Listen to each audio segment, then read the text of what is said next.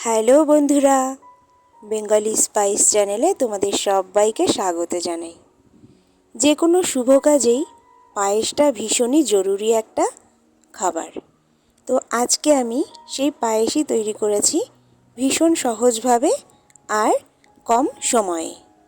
তাহলে কিভাবে এই পায়েসটা তৈরি করেছি সেটা তোমাদের সাথে আজকে শেয়ার করি, যেটা খেতে অসাধারণ লাগবে। এর জন্য এখানে গোবিন্দভোগ চাল নিয়েছি, সেটা আমি ধুয়ে জল ঝরিয়ে নিচ্ছি। আর এখানে দুধ জাল দিয়ে নিচ্ছি। দুধটা খুব ভালোভাবে জাল দিয়ে নিতে হবে। প্রথমে যখনই দুধটা সামান্য উষ্ণ গরম হয়ে আসবে তখন আমি কয়েক হাতা দুধ এখানে সরিয়ে নিচ্ছি।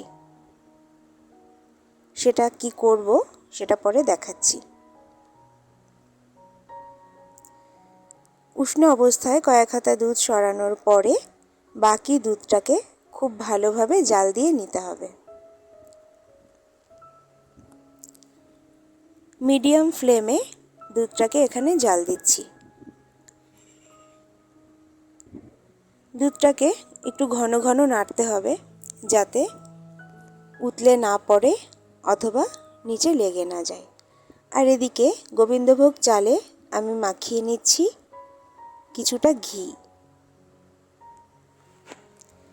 ঘি মাখালে চালগুলো একটা আর একটার গায়ে লেগে যাবে না, আর স্বাদটাও অনেকটা ভালো হবে। এর ভেতরেই দিয়ে দেওয়া হচ্ছে দুটো তেজপাতা।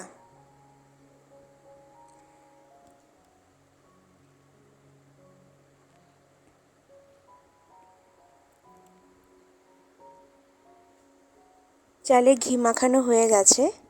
আর এদিকে দেখো দুধটা খুব ভালোভাবে ফুটে উঠেছে আর পরিমাণেও কমে গেছে, ঘন হয়ে গেছে। এবার চালটাকে আস্তে আস্তে দুধের ভেতরে দিয়ে দিচ্ছি। চালটাকে কিন্তু একবারে ঢেলে দিচ্ছি না, অল্প অল্প করে দিয়ে দিচ্ছি যাতে চালটা এক জায়গায় জমাট বেঁধে না যায়।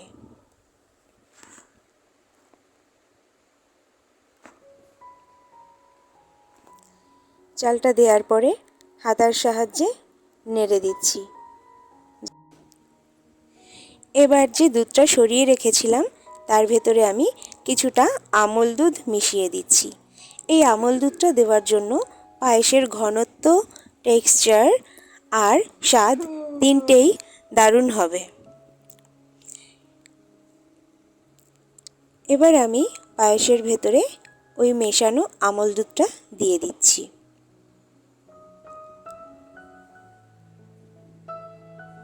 এবার দিয়ে দিচ্ছি ছোট এলাচ। এতে পায়েসের গন্ধটা খুব ভালো হবে। এবার ভালো করে অনবরত নাড়তে থাকব।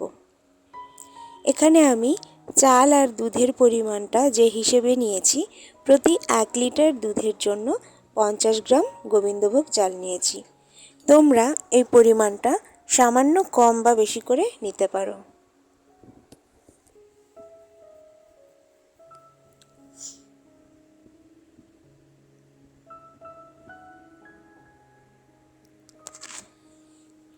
চাল প্রায় সেদ্ধ হয়ে গেছে আর সামান্য বাকি। এই অবস্থাতে আমি এখানে দিয়ে দিচ্ছি 250 গ্রাম বাতাসা।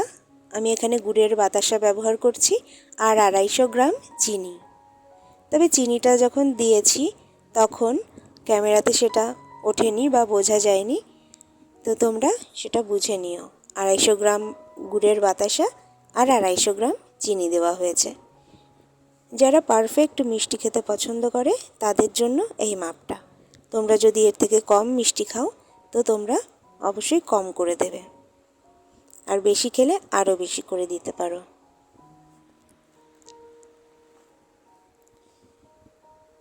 এবার পায়েসটা অনবরত নাড়তে হবে।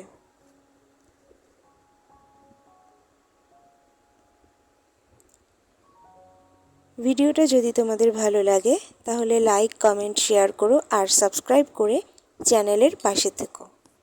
আর ঠিক এইভাবেই বাড়িতে তৈরি করে জানিও কেমন হয়েছে।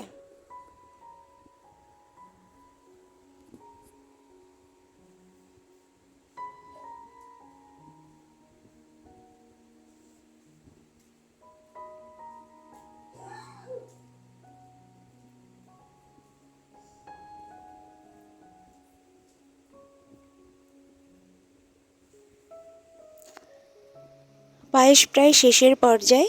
এবার এখানে দিয়ে দিচ্ছি কাজু আর কিশমিশ। কাজু কিশমিশগুলো আমি ধুয়ে ভিজিয়ে রেখেছিলাম। এই শেষের দিকে কাজু কিশমিশ দিয়ে দিলাম। অনেকে কাজু কিশমিশ কিন্তু ঘিয়ে ভেজে দেয়, তবে আমি সেটা দিই না। কাজু কিশমিশটা এমনিতেই শেষের দিকে ছড়িয়ে দিলাম।